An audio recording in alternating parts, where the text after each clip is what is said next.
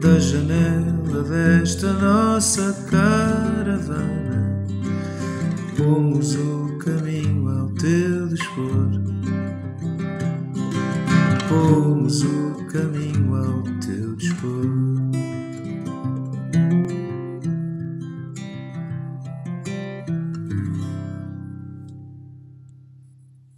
Olá a todos, bem-vindos a mais uma caravana.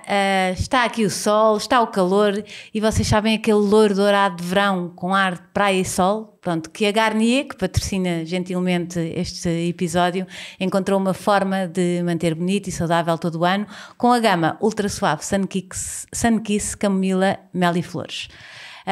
A fórmula foi renovada, eu vou ler que isto é muita coisa para eu dizer, então fica mais fácil assim, e não quer falhar mesmo nada porque toda esta nova fórmula é espetacular. Tem agora 2 novos produtos que estou a adorar, já experimentei, claro. A máscara iluminadora reparadora, que é para usar 2 a 3 vezes por semana, em vez do amaciador, e em apenas 1 minuto o cabelo fica 3 vezes mais suave, prometo. Com 3 dias de brilho intenso e ainda ajuda a reparar os danos de um aclaramento. E o sérum aclarante, que está aqui, este pequenino, progressivo, que aclara o cabelo aos poucos, ao mesmo tempo que nutre. A minha convidada está aqui muito interessada. Não precisa de ser passado por água, pode aplicar-se em cabelo seco ou úmido, acho que vocês já sabem isso, que os sérums são assim, e quanto mais aplicarem, mais claro fica. Portanto, tenham algum cuidado com isso, controlem, para não ficarem para que irem gerindo o vosso loiro. E se secarem com o secador ou ao sol, o efeito é ainda mais rápido. Atenção que é só mesmo para cabelos loiros. Peço desculpa à minha convidada. Não é indicado para cabelos castanhos ou os mais escuros. E pronto, ultra suave, o teu loiro de verão, cuidado todo o ano. Há loiros na tua família? Há. A minha mãe é loira. A sério? Sim. E este aqui faz parte de... Sim, é porque isto faz parte... Eu acho que esta marca faz parte da nossa infância, não é? Sem dúvida, faz mesmo parte da nossa infância, sim. A minha mãe, por acaso, costuma usar. Sim. Vamos arrancar esta caravana já. Vamos com lá, este Rita. saborzinho a verão e a loiros. Vamos. Uma página de Instagram que espreites todos os dias. Olha, eu hoje em dia tento fazer um uso bastante consciente das redes sociais, até porque passo lá algum tempo na minha página profissional, com o meu trabalho, mas posso dizer uma página que eu espreito todos os dias, ou muitas vezes, é de uma amiga querida que é a Carme Sousa Lara. Que eu acho que ela bem, já vai à caravana já também. vai à caravana, não é? Ela faz um trabalho espetacular ao nível de autoestima, de amor próprio, de aceitação e passa assim uma mensagem de empoderamento feminino muito importante. Um cheiro da tua infância? Um cheiro da minha infância, Rita, olha, eu acho que assim aquilo que me surge é aquele cheirinho a café matinal que a minha avó fazia. E então a casa ficava assim com aquele cheirinho a café e a bolinhos. É o café dos grandes, não é? Sim, dos grandes. As avós não bebem expressos. Não. Aquele café de grandes, não é? Caseiro mesmo.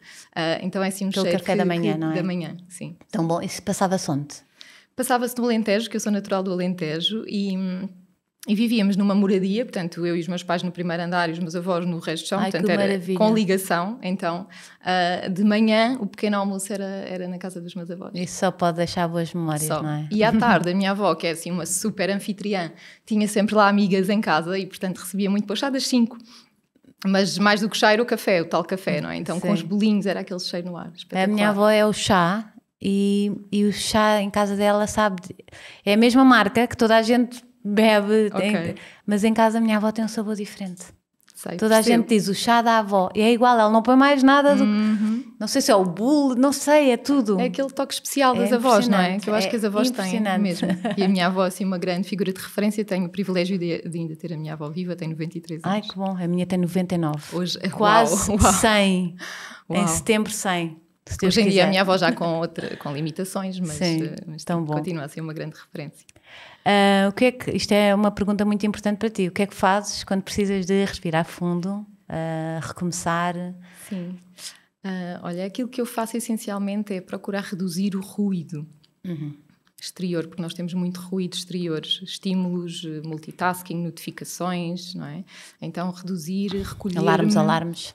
Sem dúvida. Então procuro recolher-me e vir para dentro, habitar aqui a minha casa interna, porque nós muitas vezes estamos em modo fazer, mais piloto automático, não é? E eu também não sou exceção, que muitas vezes acabo por escorregar aí nessa casca da banana. Também és mãe? Também sou mãe, de 2.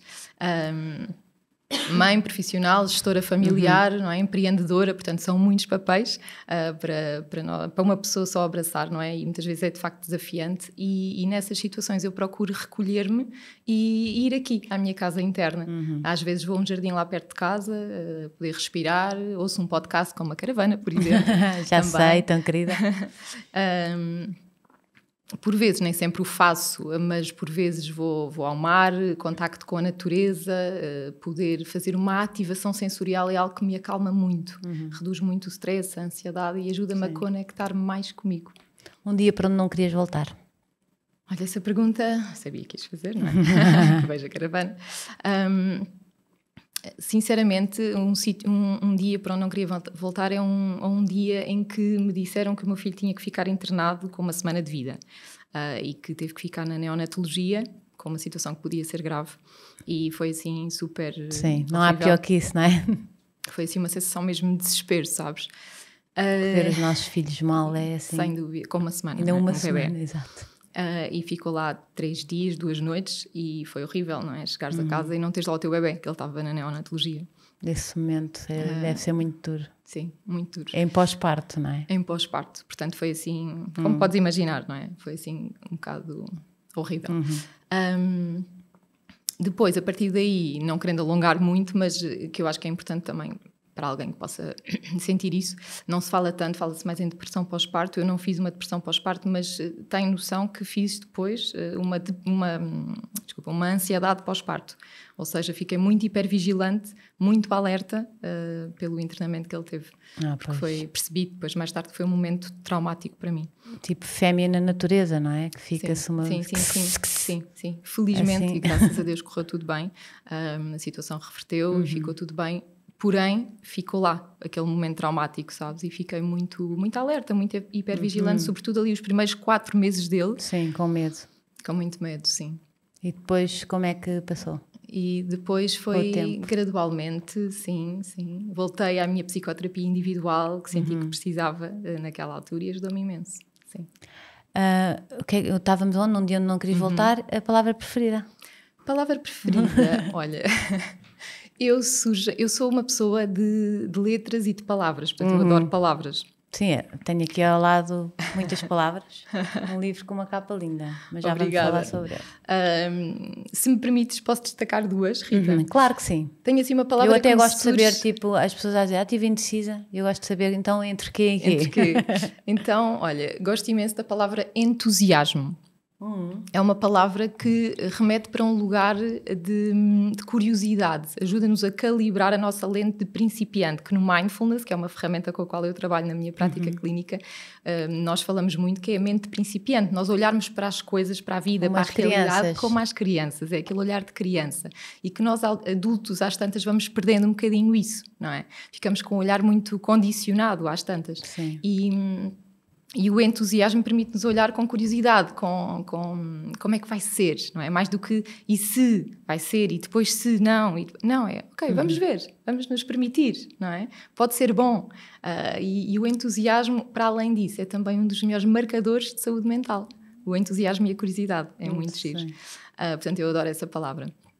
Depois, uma outra palavra que não posso deixar de referir, que é presente.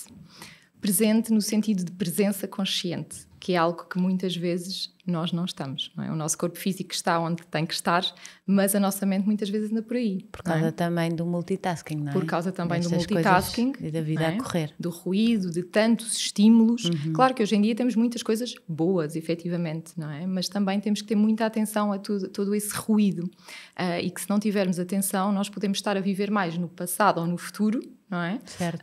Para além de que, por exemplo, na minha prática clínica recebo muitas pessoas com quadros de muita ansiedade que vivem maioritariamente no futuro. Eu própria tenho tendência a uma mente acelerada e, portanto, também a minha mente muitas vezes vai para o futuro. E para percebermos que até certo ponto é ok, é adaptativo, precisamos é de aprender a gerir. Certo. E daí a palavra presente ser assim uma palavra muito especial porque ajuda-nos, através do mindfulness, a calibrar aqui a nossa lente também e o nosso músculo de atenção de qualidade que nos ajuda a estar mais no aqui e no agora, mais presentes. E estarmos no presente é um presente que podemos oferecer a nós próprios. Entusiasmo e presente. Sim. É psicóloga clínica há mais de 14 anos, especializada em ansiedade, autoestima e autocuidado. Depois de trabalhar em vários contextos de saúde, criou o seu próprio projeto e lidera hoje uma equipa de psicologia online que acompanha pessoas em mais de 10 países. Está tudo certo? Certo. Formada em mindfulness e compaixão. Ai, queria que uma pessoa formada em compaixão é espetacular. Ferramentas que integra na sua prática clínica e nos workshops que orienta, acredita que o autoconhecimento e o autocuidado são a base do bem-estar. Na Caravana falamos de saúde mental com verdade, consciência, presença e leveza com Helena Paixão. Obrigada Rita. por estares aqui. É um gosto enorme. É um tema que eu adoro, mas porquê que se fala tanto hoje em dia? O que é que... Era uma coisa que no tempo das nossas avós não existia, não é? Elas tinham lá... E se calhar algumas dizem autocuidado. Tinha lá tempo para isso. Exato, a palavra Mas é diferente o tempo que elas... o tempo que elas tinham antigamente, apesar de ser a correr e tal, havia mais momentos... de pausa. Não era? Sim, a palavra em si, o conceito autocuidado neste sentido que hoje em dia há, não se falava antes, não é?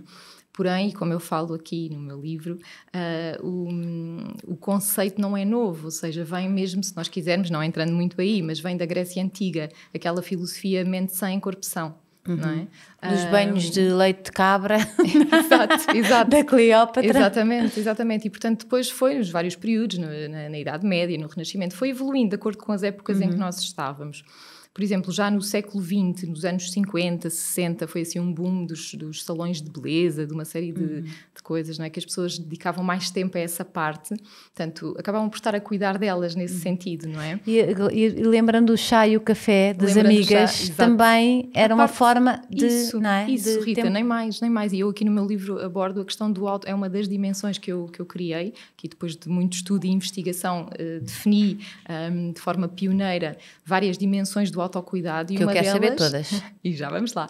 E uma delas é a dimensão do autocuidado social, que é tão importante. Certo, não é? porque também estamos muito... Elas ainda tinham mais gente... Nós estamos muito sozinhas. Nós estamos muito sozinhos. Uma grande Não parte é? de nós estamos tão rodeados de pessoas no digital, não é? Mas depois na rua, com muita gente rua, e tudo, mas depois... Mas no dia a dia, uma grande parte de nós estamos muito sozinhos. É verdade. E eu tenho muitas pessoas amigas que são também, como eu, empreendedoras, e é que uma das dores que mais partilham é que o dia a dia é muito solitário, não é? E decisões, e é tudo muito sozinho, não é? Mesmo. E portanto, mas remetendo um bocadinho àquilo que estávamos a falar, portanto, o autocuidado em si já vem de há muito tempo, só que não se falava propriamente nesta palavra. Depois, entretanto, um bocadinho mais à frente, já se começou também a dar aqui atenção à parte da saúde mental, mas ainda com muito estigma associado, não é? Certo. E hoje em dia estamos aqui, ainda temos pedra para partir, mas diria que já temos aqui um caminho mais consciente, de maior clareza em relação ao que é isto da saúde mental e cada vez mais pessoas a procurar e a falar que fazem psicoterapia de forma aberta, como falam com o dentista. Sim. Isso é incrível, não é? E que põem alguns limites ao seu trabalho. Agora é hora de trabalhar. Sem dúvida. Bate a porta e agora vou fazer alguma... Vou ao ginásio, Sem dúvida. Termos tempo, de facto, de qualidade para nós, não é? E sim. Aqui o autocuidado, às vezes perguntam, mas o que é mesmo o autocuidado, sim. Não é? E olharmos para nós. É conseguirmos parar e olharmos para nós, conseguirmos fazer uma coisa que é muito importante, que é a auto-observação, que se estivermos muito em piloto automático, em modo de fazer, nós não conseguimos, não é? Porque nós estamos conectadas connosco. E o autocuidado, no fundo, consiste em qualquer ação que nós façamos de forma consciente, deliberada, intencional. Presente, com presença, consciente, que reverta a favor do nosso bem-estar e da nossa saúde global. Portanto, a nossa saúde física, mental, emocional, espiritual, e tudo isto é autocuidado, não é? Estava a pensar nos espanhóis que têm a coisa depois do trabalho. Exato. Que vão todos, não é? Socializam imenso. Não é? Nós não temos tanto isso. Nós não temos tanto isso. Casas, não é? É mais aquele não sei quê, fazer fazer o jantar, deitar, não sei o quê, banhos. Sem dúvida. Eu própria, muitas vezes estou aí também nessa roda do hamster, mas procuro fazer de vez em quando algo diferente, romper um bocadinho com a rotina e faz-nos tão bem. Por exemplo, o meu marido, que é piloto, ele não está cá há alguns dias, depois está outros, enfim. Tem que aproveitar quando está. Então, quando ele está, exatamente, isto para dizer, quando ele está, procuramos fazer, mesmo durante a semana com os miúdos, às vezes coisas diferentes. Isso é muito bom, uma pessoa então, de repente pensar, deixa-me lá quebrar a rotina. Isso. E dentro do desafio que é estas dinâmicas, não é? Que sem ele estar muitos dias, certo. Vamos tentar também aproveitar quando ele está da melhor forma, não é? E trazer aqui dinâmicas novas para nós, para os miúdos, e é ótimo. Sim, às vezes uma quinta-feira ou uma quarta-feira fazemos qualquer coisa ao final da tarde. Às vezes até pegar num jantar, garfo e faca, ok. Mas pega numa sanduíche, não é um dia ninguém fica doente por causa de comer uma sanduíche. Claro. E vão à praia, ou vão ao jardim jantar, não é? Um piquenique, uma coisa sem rápida. Sem dúvida. Houve um dia aí, recentemente, que fomos a um daqueles parques de saltos, não é? Sim. Tipo jump yards e etc. E durante a semana não estava lá quase ninguém. Pois, é ótimo, depois não aproveitamos. Não é? A maioria das pessoas não faz esse tipo de coisas e é tão importante e foi tão bom, os miúdos estavam super felizes, super contentes, nós também super leves, super tranquilos. Depois comemos qualquer coisa leve e fomos para casa. Sim. Eu não sei se em Lisboa se sente o mesmo, mas em Cascais sente-se muito que os estrangeiros aproveitam muito mais a rua do que nós. Sim, eles enchem os jardins, vão à praia aos dias de semana, vão dar uma... Também as escolas dos miúdos, normalmente os estrangeiros são mais curtas do que as nossas. Eles talvez também tenham mais poder de compra e mais liberdade. Outras variáveis, claro que não é o comum dos portugueses. Sim. Mas eles aproveitam muito mais o exterior do que nós. E é tão importante. E aqui o autocuidado ajuda-nos muito a canalizar o nosso foco para aquilo que realmente pode ser benéfico para nós, pode ser uma fonte regeneradora. E, por exemplo, Rita, quando eu faço algumas palestras, workshops sobre este tema, há uma pergunta que eu costumo fazer, que é, convido as pessoas muitas vezes a pensarem em 5 pessoas de quem gostam muito, 5 pessoas de quem gostam de cuidar, ou as 5 pessoas mais importantes da sua vida. E em vários workshops, palestras, a fatia maior não se coloca aí, nessa hierarquia de 5 pessoas, de prioridades. Não, sim, estão a pensar nos outros. Exato. Sim. E é tão importante, claro que sim, nós estarmos para nós e entre nós, pensarmos nos outros, obviamente, e isto é aqui, se calhar, se me permites... É uma coisa que eu acho que ainda custa... Exato. Como sociedade sentimos que somos egoístas, não é? É isso. E eu acho que, se me permites também ajudar aqui a desmistificar um bocadinho estes preconceitos, não é? Em relação ao que é o autocuidado, que eu sinto que ainda temos que partir pedra em relação a este tema, porque há muitos mitos e um deles é que é egoísmo, não é? Sim. Ou se quisermos, de todo não é egoísmo, mas se quisermos é um egoísmo saudável, não é? Que nós precisamos de ter, porque, como eu digo muitas vezes, nós, se cuidarmos realmente de nós, canalizarmos algum tempo de qualidade para nós, o que é que muda? Muda quase tudo, não é? Aumentamos a nossa capacidade, a nossa disponibilidade física, mental e emocional. Se quisermos, aumentamos o nosso colo mental e emocional para os nossos filhos, por exemplo, não é? Para o nosso marido. Porque acaba por não ser egoísmo às tantas é altruísmo, é estarmos bem. É altruísmo. E uma mãe bem... muda tudo. Uma mãe bem, é uma mãe consciente e vai gerar filhos mais felizes, não é? Mais saudáveis. E eu aqui no meu livro O Poder do Autocuidado falo precisamente nisso. Portanto, o autocuidado não é egoísmo, é amor próprio. E se quisermos podemos também trazer aquele conceito da máscara do oxigénio no avião em caso de despressurização, não é? Se cair, nós primeiro precisamos de colocar em nós para conseguirmos ter oxigénio para colocar nas nossas crianças, não é? Sim. E portanto, se cuidarmos bem de nós, na prática, se me perguntares o que é que depois acontece, os níveis de paciência aumentam, não é?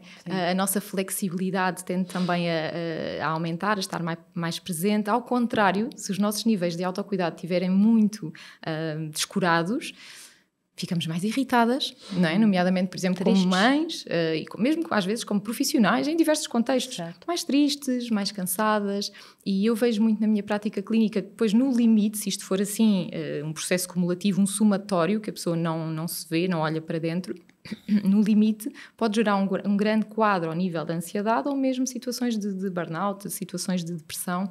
E temos que perceber e lembrar-nos, sublinhar isto, Portugal está no topo do ranking ao nível de perturbações de ansiedade e também de quadros de burnout. É que andamos a fazer mal, não é? Nós estamos numa sociedade que temos, mais uma vez, temos muitas coisas boas, mas também que potencia muito a cultura da exaustão. Não é? Sim. Quase que somos premiadas porque temos uma agenda completamente lotada, estamos sempre em modo de fazer. E eu acho que quando somos as últimas a sair do trabalho. Exatamente. Isso precisamos... é tipo, mas ela sai sempre, ela sempre a última a sair. Ela é a primeira a chegar e a última a sair. Exatamente. E às vezes, quer dizer, se calhar o tempo não diz a qualidade do trabalho, não é? Completamente. E precisamos de começar a desconstruir isso, não é? O que é uma super mulher, uma super heroína? Se calhar é uma mulher real que se permite ter acertos e erros, luzes e sombras, conquistas e vulnerabilidade, e que se permita cuidar de si, não é? Sim. Com gentileza, com autocompaixão, e sobretudo nós como mães, aqui a ferramenta, por exemplo, da autocompaixão é uma ferramenta valiosíssima, que faz parte também, aqui no meu livro falo sobre ela. Porque imagina, Rita, nós vamos errar, inevitavelmente, não é? Há dias que corre tudo bem e acertamos e está tudo certo. Há outros dias que não estamos tão bem, não estamos tão disponíveis. Se calhar temos as nossas necessidades individuais muito por preencher, não é? Então ficamos mais irritadas, respondemos alguma coisa que não queríamos ter respondido aos nossos filhos, estamos com menos paciência para estar ou para escutar.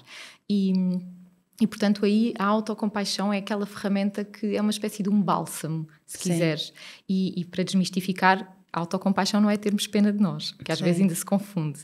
Antes, pelo contrário, a autocompaixão permite-nos, sim, acolhermos-nos, portanto, darmos aqui um colo a nós, sermos gentis connosco. Ok, eu errei, eu fiz qualquer coisa mal, eu vou reconhecer que posso estar triste, frustrada com isso, mas eu não me vou chamar nomes por isso.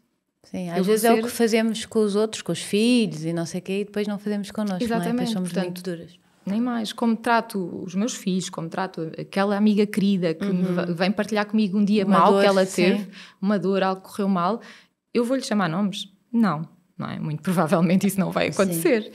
Não fazemos isso. Então, que possamos tratar-nos como tratamos aquela amiga querida.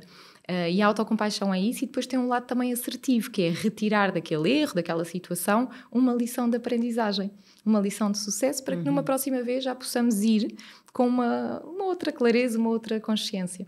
Confiança. E é assim, exatamente, é assim uma ferramenta valiosa. Também há outras coisas que nós, como sociedade, que é... Eu falo com muitas mulheres e é muito raro elas dizerem eu gosto de mim. Tipo, não conseguem, não conseguem. Completamente. Nós temos muita dificuldade em validar o amor que podemos sentir por nós, não é? As nossas conquistas, os nossos sucessos, aceitar um elogio. Temos imensa dificuldade em aceitar um elogio. Achamos que é ou vaidade ou... Completamente. Que é, completamente. Tipo, que é um pecado. Que é quase um pecado social, não é?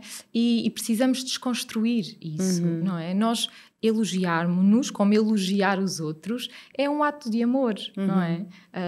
Eu poder elogiar, eu gosto imenso de elogiar as pessoas quando é genuíno, quando não, eu não digo nada, não é? Sim, tiveste bem. Tiveste bem, estás tão bonita, olha que maravilha que foi essa tua prestação, foi incrível.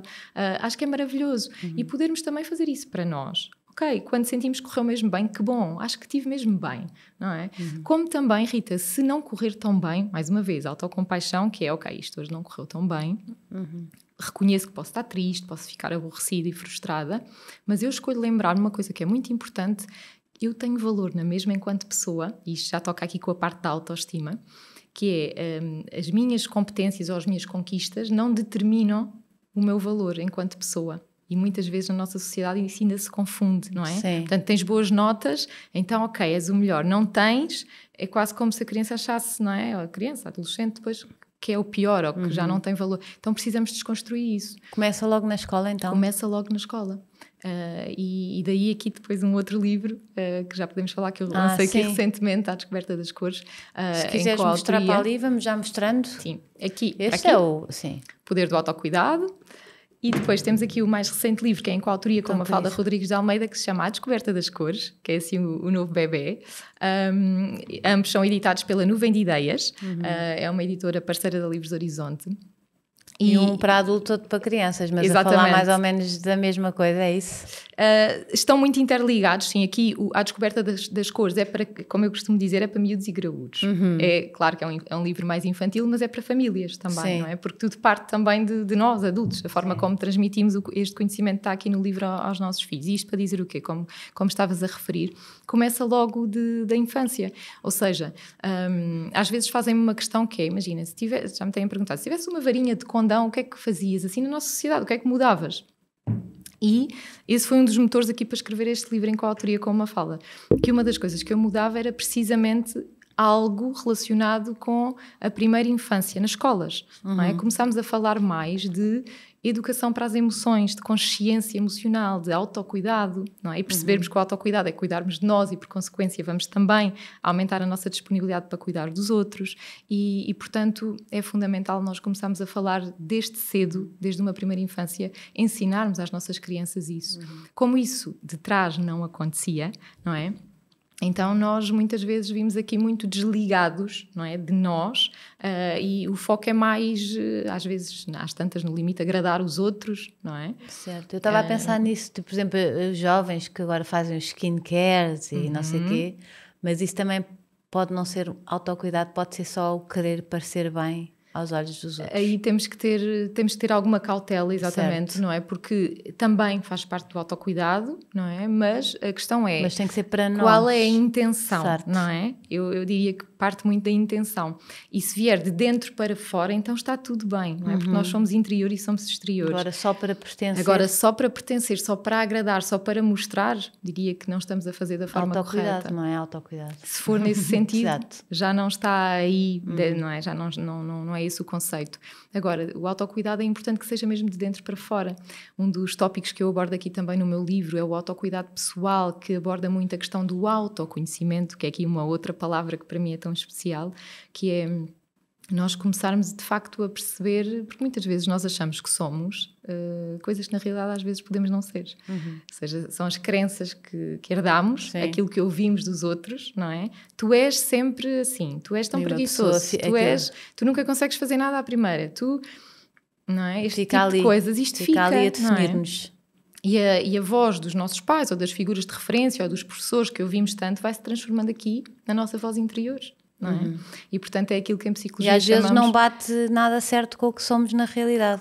Claro. Só que muitas vezes nós não sabemos, até ao ponto quando mergulhamos, diria que nós só conseguimos mesmo ampliar o nosso autoconhecimento quando fazemos um processo de psicoterapia, porque é aí que paramos com alguém, com um técnico para nos ajudar aqui a ser copiloto nesta viagem incrível, viagem ao centro do nosso ser, e começamos a descascar camadas, a despir capas, couraças, não é? E começamos a perceber, ok, se calhar eu achava que era isto, mas eu se calhar não sou preguiçoso. Disseram-me que eu era preguiçoso e eu acreditei que era preguiçoso. Eu ouço muitas vezes as pessoas na minha prática clínica, eu e a minha equipa, a referirem isto. Sim. Não é? E depois começamos a perceber, à medida que avançamos no processo terapêutico, a pessoa não é aquilo. Não é? E até isso é importante para os pais para não definir a ação e não definir o sujeito, não é? Exatamente. Que é, tu não és preguiçoso, estás com um bocado de preguiça Nem hoje. mais. É completamente diferente. Sim. E não é só uma questão de semântica, ao contrário do que as pessoas possam pensar. As palavras têm muito poder, sim. têm muito impacto, não é? Então, ok, hoje o teu comportamento aqui não foi tão correto. Ok, mas isso não põe em causa o teu valor enquanto pessoa, não é? E isso faz toda a diferença. Também e lá atrás, na nossa infância, não é? Em regra, quer dizer, os nossos pais fizeram o melhor que podiam e sabiam com os recursos que tinham e os conhecimentos que tinham. Não se tinha acesso à informação, à neurociência como temos hoje, não é? Claro. Mas de facto, como eu digo, muitas vezes a intenção foi boa, o resultado nem sempre foi assim tão bom ao nível da autoestima, porque temos uma sociedade que tem uma autoestima em regra que não é assim tão boa. Temos má autoestima. Somos um povo com pouca autoestima. Sim, eu diria que a nossa sociedade não nos educa para uma boa autoestima. Certo. Lá está, não de forma consciente, não é? Vem deste legado de falta de informação, falta de conhecimento e, portanto, é muito o foco mais, às vezes, no parecer, nas competências, nos rankings, não é? E depois, desde cedo, começamos a achar, não é? Que se não estou ali, então não sou tão boa, então Sim. não tenho valor, não é? Então vou-me comparar com os meus pares e às tantas podemos entrar ali numa espiral perigosa. Eu estava a pensar até que antigamente tinha sempre a ideia que o que vinha de fora era o melhor, nós próprios como país, não é? Agora já começamos a perceber que temos coisas incríveis no nosso país. Montes de marcas são produzidas em Portugal. Completamente. Não é? Temos marcas portuguesas extraordinárias. Incrível, mesmo incríveis. Mas antigamente vem de Londres, vem de França, vem de Paris, vem de não sei o que, não é? Sim, completamente. Valorizávamos mais o de fora. Sim, mesmo. Sim. E quais portanto, são... Estavas a dizer que são várias áreas do autocuidado. Sim, várias dimensões. Tu conseguiste definir exatamente, precisamente porque era aqui uma lacuna e é com muita humildade, mas também com muita alegria e orgulho que sou uma autora pioneira ou seja, escrever um livro sobre autocuidado em português e de facto defini, depois de muito estudo, muita investigação aqui, várias dimensões do autocuidado, que era aqui uma lacuna porque ouvia-se falar cada vez mais sobre autocuidado, mas ainda não se percebia muito bem o que é que era realmente. E depois fomos chegando ali a um conceito, sim, mas ainda assim na prática, como é que realmente podemos fazer. Então defini várias dimensões, que as explico aqui todas no livro, posso falar aqui sobre algumas delas. A dimensão do autocuidado pessoal, onde cabe o autoconhecimento, porque é pessoal, não é? É o nosso autoconhecimento. Depois temos a dimensão do autocuidado mental e emocional, por exemplo, ou seja, conseguirmos aqui ampliar a nossa literacia emocional, que é muito importante, não é? Nós conseguirmos dar nome ao que estamos a sentir, perceber o que é que as emoções nos sinalizam, conseguirmos perceber que as emoções não são boas nem são más, são emoções, não é? Todas são válidas, precisamos sim, claro, de as identificar, de perceber o que nos indicam e conseguir geri-las de uma forma consciente, claro, não é? Mas, por exemplo, sentir raiva, sentir medo, sentir vergonha, não é uma emoção, não são emoções más. Precisamos é de perceber o que é esta raiva, por exemplo, me está a sinalizar. Eu às vezes dou o exemplo da raiva, que é um exemplo que às vezes as pessoas têm dificuldade em perceber e em lidar. Eu estou a sentir raiva, porque é que eu estou a sentir raiva? Não devia estar a sentir raiva. Ou a ansiedade, estou a sentir ansiedade, porque é que eu estou a sentir... E as pessoas ficam muito focadas no porquê, porque é que estou. E já o porquê em si já remete para um lugar quase não devia estar assim, não é? De não aceitação, de luta contra a emoção. E o que é que vai acontecer? Tudo o que nós queremos eliminar vai ampliar. Então aquela raiva ou aquela ansiedade vai aumentar. E ainda é mais difícil conseguir geri-la. É engraçado, porque é a primeira coisa que pensamos, é porque é que eu estou assim? Exatamente. Porque é que eu estou, e, por exemplo, porque é que eu estou triste? Não devemos perguntar? Porque... Podemos, mas numa ótica aqui transformar, lá está as palavras, não é? O porquê em para quê é completamente diferente. Ou seja, porque o porquê, geralmente nós vamos àquele lugar, porquê é que estou? Repara, já estou irritada, não é? Certo. Já estou aqui, não devia estar. Já me estou até para punir, não é? A punir, não estou a ser muito gentil comigo, não é? E aqui o para quê remete-nos mais para um lugar de investigação, com curiosidade, com gentileza. E tipo, isto vai passar. Isto? Nem mais. Vai para o futuro. Nem mais. Para que é que eu estou a sentir? Mas antes disso, não é? O que é que isto me pode estar a sinalizar? Por exemplo, a raiva, imagina, que é uma emoção assim intensa, nós não gostamos de sentir, mas não é negativa em si, se for bem gerida. Pode-nos estar a sinalizar, imagina que eu te disse que sim, a uma coisa que tu me perguntaste, eu disse que sim. Rita, disse-te que sim para te agradar, mas eu queria ter dito que não, porque naquele dia não me dava jeito, não estava com disponibilidade. Fiquei irritada comigo. E começa a ficar irritada, e depois não começa a perceber porquê. Porquê é que eu estou irritada? Porquê é que eu estou irritada com a Rita? Depois, se eu começar a investigar com curiosidade e com gentileza, não tanto no porquê, mas mais no para quê, o que é que esta raiva me está a sinalizar, eu posso perceber, ok, eu estou irritada. Eu disse sim, porque eu disse ter que sim, dito não. E queria ter dito que não, não é? Pronto, não é um exemplo. Um limite.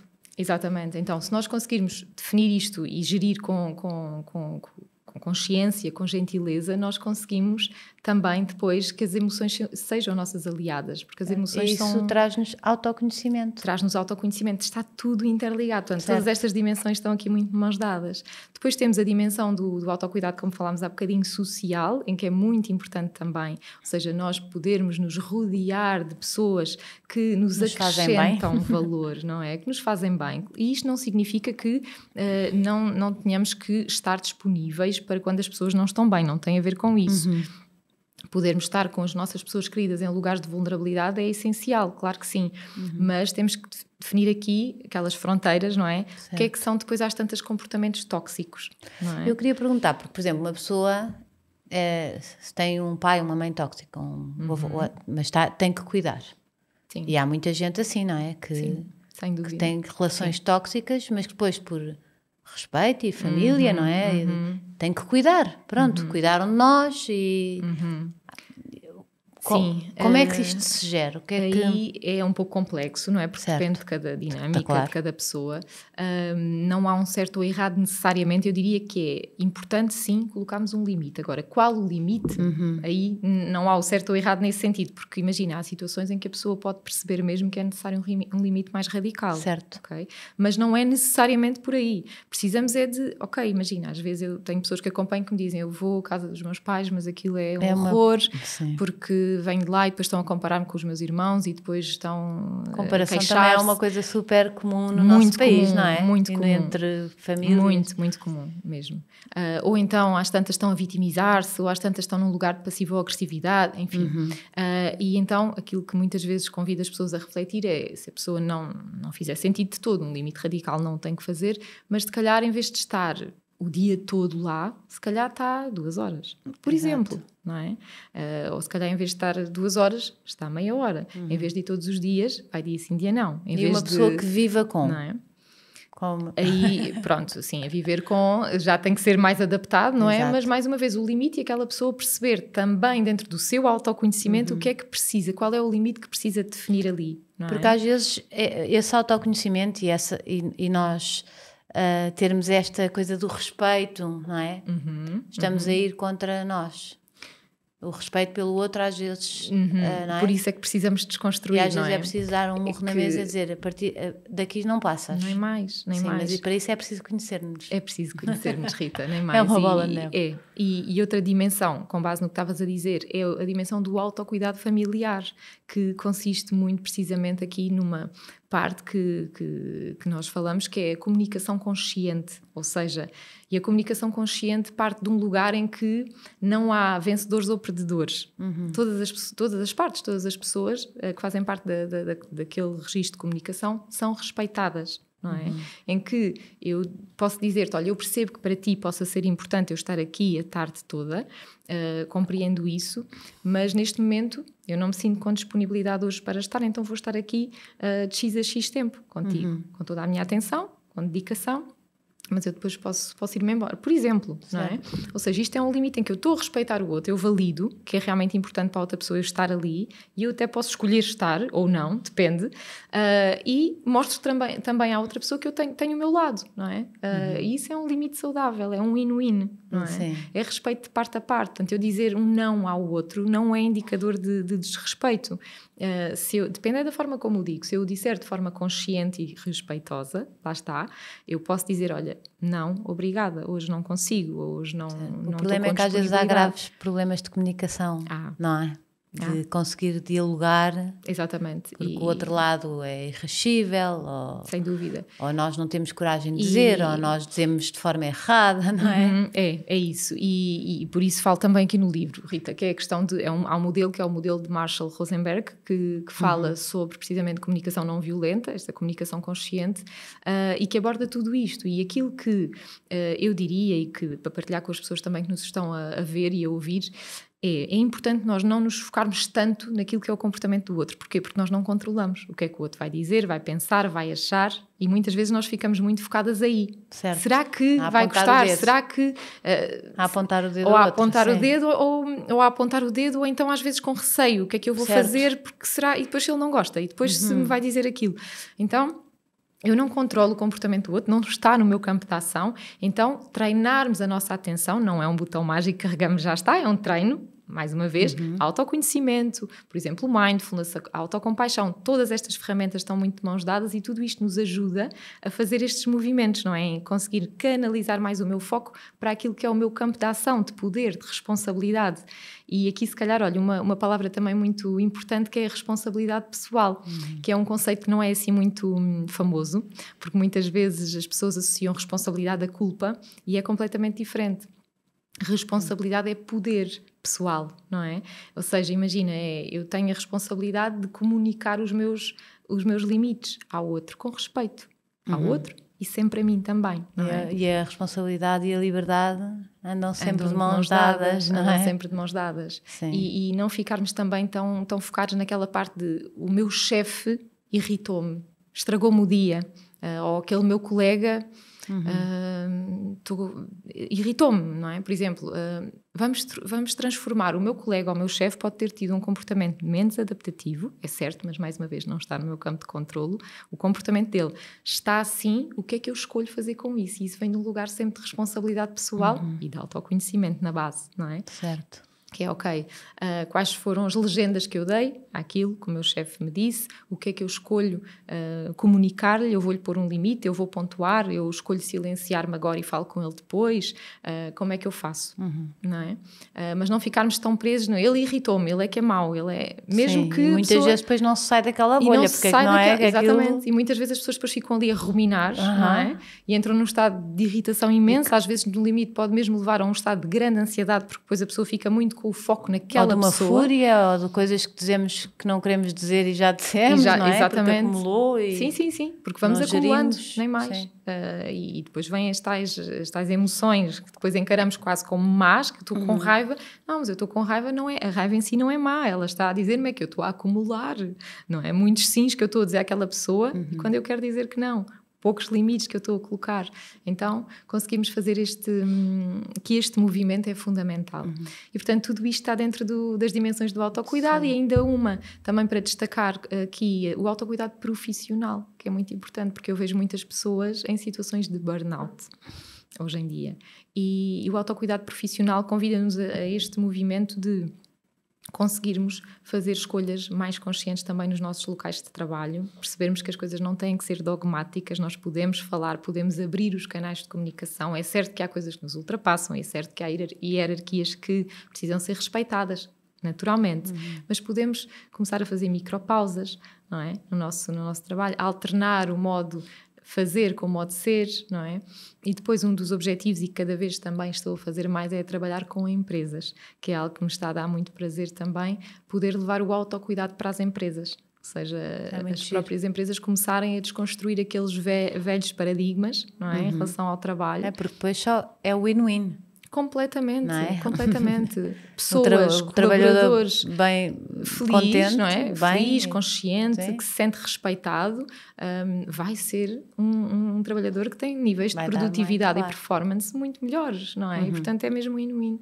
Então todos temos a ganhar com mais autocuidado profissional também dentro das empresas. Também estava a pensar nos casais, não é? Casamentos, relações e neste autocuidado, porque a mulher ganhou muito, mas ela acumulou, não é? Sim, ela não perdeu nada, só foi juntando. Foi juntando, exatamente, exatamente. Sim. E nós continuamos como mulheres ainda a fazer muito mais tarefas, sim, não é? Ainda que os homens participem muito mais, colaborem, são muito é? melhores, sem parabéns dúvida. Aos homens. E há muitos que é tudo igual, não é? Sim, fazem igual. Sim. E é o que deveria ser, porque realmente a mulher também trabalha fora, mas eu acho que ainda cai muito sobre a mulher. O pôr e buscar os filhos, porque a empresa também, não é? Sim. Acha que a mulher é que tem que sair para ir e o homem fica a trabalhar. Portanto, isto ainda não está completamente simétrico. Não está. Mas que é muito importante este autocuidado, porque se a mulher só acumula e se ela não tiver um bocadinho para ela, e as relações estão, não é? Está muito difícil, as relações estão difíceis, há imensos divórcios, há poucos casamentos, muitas separações. Eu vejo, não sei, à minha volta, e acho que sinto muito agora quando os filhos começam a ser adolescentes, em que dizem que ou até ao primeiro ano que os casais se separam, até os 2 anos é onde há mais taxa de divórcio. E depois quando os miúdos ficam independentes e de repente o casal olha para si, cá o ninho vazio, não é? E depois só estão eles os dois. Eles os dois já sem nada em comum. E às vezes, exatamente, já são perfeitos desconhecidos. Sim, porque tiveram em modo fazer, modo... cumprir tarefas. Não é? Que aquilo é quase uma empresa. Completamente. E eu vejo muita gente agora à minha volta a separar-se. Sim. E a chave poderá estar aqui... Completamente. Não só na partilha, mas mais partilha de tarefas, mas neste nosso autocuidado, de sabermos, tipo, calma, aqui ninguém mexe. Completamente. Podermos ter ali um espaço, não é? E aqui falando das relações de casal, haver um eu, um tu e um nós, não é? E se quisermos ainda um vós no sentido social, ou seja, o casal, antes de ser um casal, somos indivíduos, não é? Somos pessoas individuais e precisamos de nos cuidar individualmente. Certo. Vai aumentar a nossa disponibilidade para estar em casal, não é? Mas depois também somos dois. Depois somos Portanto, dois. Somos uma Portanto, equipa. somos uma equipa e quando há filhos, também não tem é? de ter o Depois há seu a parentalidade. autocuidado. Sem dúvida. Depois haver momentos em casal, não é? De facto, em que o casal, que é aqui uma ferramenta muitas vezes que faz toda a diferença, nem sempre é fácil, mas é possível, que é irmos calibrando a nossa lente, voltamos àquela palavra inicial do entusiasmo e da curiosidade, calibrar a nossa lente de curiosidade em relação à pessoa que está connosco, ao nosso lado. Porque vai mudando. Vai mudando. Vamos não é? mudando E todos. vamos todos mudando e faz parte, não é? A transformação é inevitável. Mas se nós olharmos para a pessoa que está connosco com curiosidade, nós temos a oportunidade de nos poder ir reapaixonando por aquela pessoa várias vezes ao longo do tempo. Sem nos irmos separando. Sem nos irmos separando todos os dias em silêncio um bocadinho, Certo. não é? Até sermos estranhos um para o outro. Exatamente. Se isto é sempre fácil, não é. É exigente o nosso dia-a-dia, é muito exigente. Mas se tivermos esta clareza, esta consciência, é possível fazermos isso. Até porque às vezes é só um a remar, não é? Sim. E precisam de ser os dois. Precisam de ser os dois. Como é que se faz essa... Como é que uma pessoa, por exemplo, tem um marido, vou dizer um marido porque vou pôr-me como se fosse o meu marido, trabalha mais fora, eu estou ali mais, filhos, não pôr, buscar, não sei o que, consigo um horário que me dá para gerir isto. Depois ele tem o seu hobby, vai, eu continuo em casa com os filhos, só a fazer as coisas em casa. Como é que eu posso... Que tipo de comunicação é que eu posso ter com ele para ele perceber que a coisa tem que ser... Tem que haver, não é? A divisão de tarefas para que... Porque isso é o que acontece muitas vezes, claro, não é? Como é que se comunica isto? Como é que se trabalha? Sim, olha, Rita, uma coisa muito importante é nós... Eu pareço que estou a falar de mim, mas o meu marido é ótimo, calma, não estou... Estás a dar um exemplo, exatamente. Sim, apesar de trabalhar muito fora e acabar eu por fazer, mas claro, ajuda-me muito, ajuda-me, sim, e que bom, tarefas. e partilham, e isso é ótimo, claro que sim. Mas efetivamente, nem todos os casais isso acontece, não é? E portanto a tua pergunta é muito importante. Parte muito a base, mais uma vez, reparem, autoconhecimento, nós conseguirmos individualmente, primeiro, perceber o que é que eu preciso. Não é? Certo. Então, temos quais são primeiro as minhas identificar isso, sem dúvida. Quais são as minhas necessidades? Eu preciso identificar o que é que eu estou a sentir, mais uma vez, as minhas emoções, o que é que me sinalizam, porque as nossas emoções são mesmo fonte de informação. Então, as minhas emoções vão-me sinalizar o que é que pode estar a ser preenchido ou em falta. O problema é que nós deixamos passar às vezes 16 anos... não é? Tipo, 16, 18, 20 anos até percebermos 10, que 15, precisávamos 20, daquilo. Exatamente, de 20 anos de relação que nunca falaram sobre necessidades individuais e de casal, não é? Ou do agregado. Então começarmos por aí. Primeiro, não é? Eu conseguir identificar o que é que eu estou a sentir, o que é que estas emoções me estão a sinalizar e depois o passo seguinte é eu conseguir manifestar e expressar estas minhas necessidades à pessoa, ao meu marido, não é?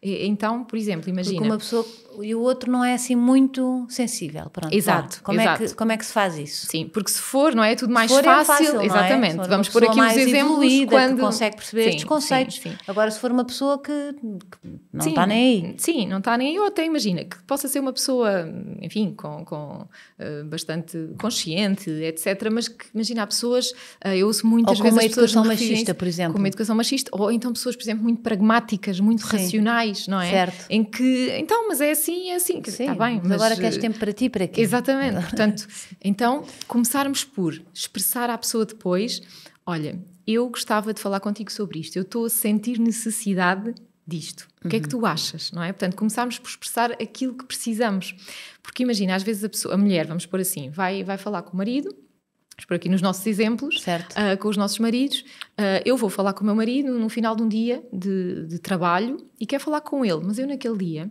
eu só quero que ele me escute. E imagina que eu não lhe comunico isto, a minha necessidade dele me escutar. E ele começa-me a dar soluções. Olha, então está bem, perante isso faz isto, faz aquilo, como um bom pragmático que é, por exemplo. E já me aconteceu uma vez com o meu marido, Eu dizer, mas eu não quero ouvir, eu só quero desabafar. Exato. Ele assim, mas não achas que estás a ser, ou não sei o quê, mas eu não quero saber, deixa-me falar. Mas é isso mesmo. E eu digo muito, deixa-me falar, depois passa-me. Há casais, exatamente, e há casais que se calhar conseguem desconstruir isso e não é um problema, mas há outros casais que se isto não for comunicado, sim, é aqui o gatilho. E que nós achamos que o outro nos está o outro sabe o que é que está na nossa cabeça e não sabe. E não sabe, não é? Portanto, então é eu de facto comunicar, olha, eu hoje quero falar contigo sobre isto e eu preciso só que tu me escutes. E isto faz toda a diferença.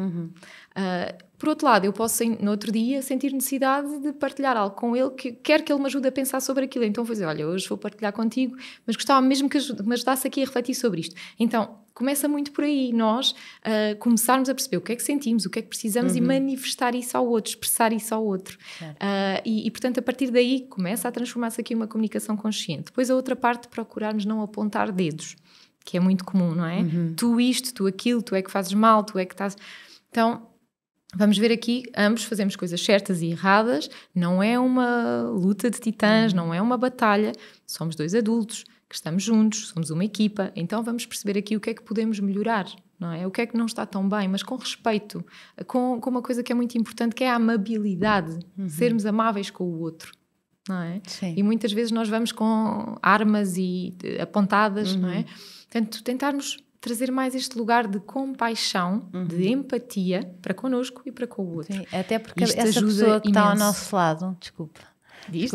Essa pessoa que está ao nosso lado é que leva muitas vezes com, Claro. não é, com tudo o que tivemos Com a levar tudo durante o dia, claro não é? Que sim, claro que E às sim. vezes é super injusto. Sim.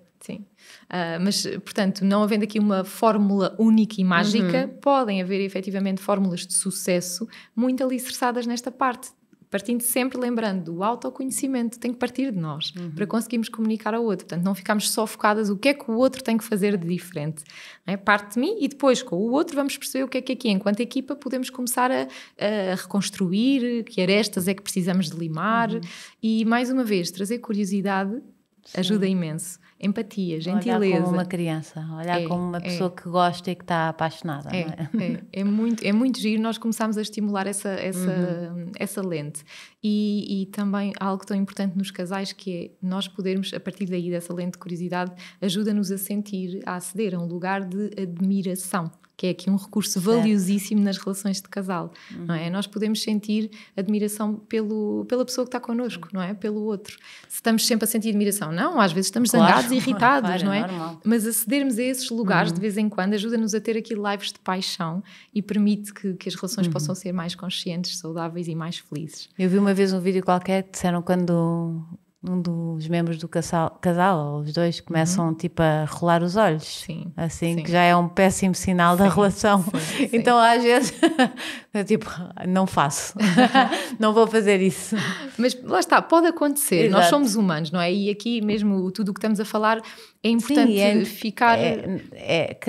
Cada casal é uma história, cada pessoa é uma história. Cada pessoa, não é? Exatamente, nós somos todos uma história e cada casal tem uma dinâmica... Claro. Única e individual, não é? Mas termos aqui presente que o foco, não é, de tudo isto não é alcançarmos a perfeição de todo, é podermos sim evoluir enquanto pessoas, enquanto seres humanos, enquanto casal, o casal também pode evoluir, não é? Sem dúvida, Rita, enquanto pais, não é? Certo. Portanto, o foco não é perfeição, mas sim evolução. Uma pessoa que queira... Estão-nos a ouvir agora e querem começar esta jornada de autoconhecimento, mas não têm ferramentas nenhumas. Como é que se começa? Como é que... Sim.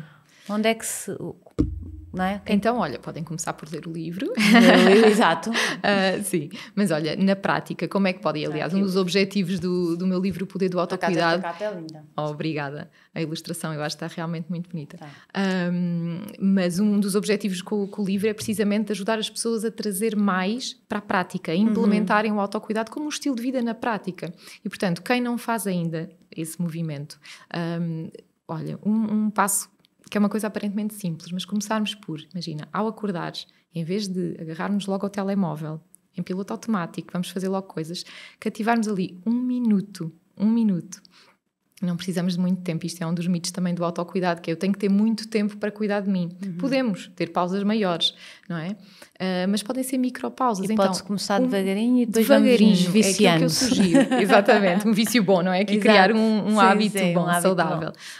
Portanto, começar por cativar aquele minuto, como é que eu estou? Cumprimentar-me. Há aqui um exercício que eu tenho no meu livro, que é o bom dia a mim própria. Portanto, que é podermos cumprimentar-nos, não é? Antes de cumprimentarmos, se calhar, a pessoa que temos ao nosso lado, ou alguém no telemóvel. É como um espreguiçar. Exatamente, Não como é? o espreguiçar, que é tão saudável, não é? O Certo. alongar, o sentirmos conectadas com, Sim, com o nosso corpo. Começarmos a sentir como é que estamos. Como é que estou? E às vezes a pessoa poder perceber, estou um bocadinho já acelerada. O que é que isto, não tanto o porquê é que estou, mas o que é que isto me pode sinalizar? O que é que já eu tenho um preciso? dia cheio. Por exemplo, Já está estou... a sinalizar que podemos ter um dia muito cheio. Então, se calhar, ok, então preciso tomar um duche hoje mais rápido, mais lento. Preciso tomar um pequeno almoço hoje mais robusto ou mais leve. Preciso, neste momento, me silenciar ou preciso de falar com alguém. O journaling e não sei o quê também. O journaling que ajuda imenso, que é um dos exercícios também que sugiro aqui. Portanto, começamos então por uma boa auto-observação, uma micropausa, como é que eu estou. E depois a partir daí... É um estetoscópiozinho. É auscultarmos, eu utilizo mesmo, é isso mesmo, Rita, eu utilizo muitas vezes essa expressão de nos auscultarmos, como é que eu estou, não é? Quando vamos ao médico, nos auscultam, então fazemos essa auscultação emocional. Isso vai-nos dar logo sinais e indicadores do que é que precisamos e a partir daí, porque o autocuidado é pessoal e é intransmissível, ou seja, aquilo que funciona para mim, aquilo que funciona para ti, pode não funcionar para outra pessoa, não é? Daí o autoconhecimento, é eu poder perceber com base na pessoa que eu sou hoje, não é? Porque nós vamos acedendo a novas versões nossas. Com base na pessoa que eu sou hoje, nos valores que eu tenho, nas minhas forças de caráter, nas minhas zonas de vulnerabilidade, no lugar de vida em que eu me encontro, o que é que eu posso e preciso fazer por mim? E a partir daí começamos a dar resposta às nossas necessidades, que pode passar, imagina, por fazer exercício físico logo de manhã, pode ser um pequeno exercício, meditar, o mindfulness, por exemplo, que é uma ferramenta muito importante. Não tem que ser necessariamente a pessoa colocar-se em posição de lótus, pode, mas não tem que passar necessariamente por aí. Pode, por exemplo, ser um mindfulness dito informal, ou seja, eu tomar o meu pequeno almoço com atenção plena, ativar os meus sentidos. Exatamente, ao lavarmos os dentes, por exemplo. Não é preciso um passeio ou uma... Não é preciso... Pode ser, mas não tem que ser necessariamente por aí, não é? Portanto, pequenas coisas, por exemplo, um duche, nós estamos a tomar um duche, não é? E a ativarmos os sentidos e estarmos ali, porque muitas vezes nós estamos no duche, mas estamos no duche, como uma vez uma pessoa me disse, eu estou no duche com imensas pessoas. Porquê? Certo. Porque a mente da pessoa estava tão acelerada, tem que fazer aquilo, tem que dizer aquilo, o que é que o outro me disse? Eu estava a pensar que tem muito a ver também com a organização, que nós... Tipo, é muito importante, principalmente para mulheres, acho eu, e homens também, quer dizer, dependendo do que fazem, mas uma agenda, porque nós começamos a perceber, ok, este dia está super cheio, vou marcar se calhar então isto para daqui a 2 dias. Isso é muito importante. Não é? Porque tudo tem a ver, porque depois tudo se descontrola e as emoções vão atrás. Vão sinalizar, não é? Vão sinalizar o que é que está ali em falta. É verdade, a agenda é muito importante. Eu digo frequentemente também que o autocuidado precisa de ser planeado, porque se nós deixarmos só assim aberto, é muito provável que não aconteça. Exato. Não é? Então, é como ao ginásio, não sei como eu tenho que pôr tipo como se fosse uma obrigação, porque senão... Sim, e se colocarmos na agenda, a probabilidade de acontecer é muito maior, não é? E depois vamos criando um novo hábito, que é eu ter uma agenda que não se tornou só uma agenda profissionalizante, é uma agenda de vida, que representa a minha vida, não é? Então, que tenho lá momentos me time, não é? Só para mim, de autocuidado, tenho momentos que vou me encontrar com alguém, tenho momentos com reuniões, com consultas, podermos fazer isso, não é? E às vezes até com cores diferentes para conseguirmos também organizar-nos de uma outra forma, faz mesmo toda a diferença. Aquelas pequenas coisas que são grandes coisas. Sim. Adorei ter-te cá. Obrigada, Rita. Foi um gosto enorme. Vou ler outra vez, acho que já mostrei 3 vezes, mas pronto. O Poder do Autocuidado, um guia transformador para uma vida plena e feliz. A Helena Paixão está em todo lado, não é? Sim, está em todo lado, exatamente. Adorei ter-te cá, foi mesmo Rita. Bom. Obrigada. Foi um prazer imenso. Obrigada e parabéns pelo teu trabalho, que é incrível. Querida. Obrigada. Beijinhos, boa semana. Adeus.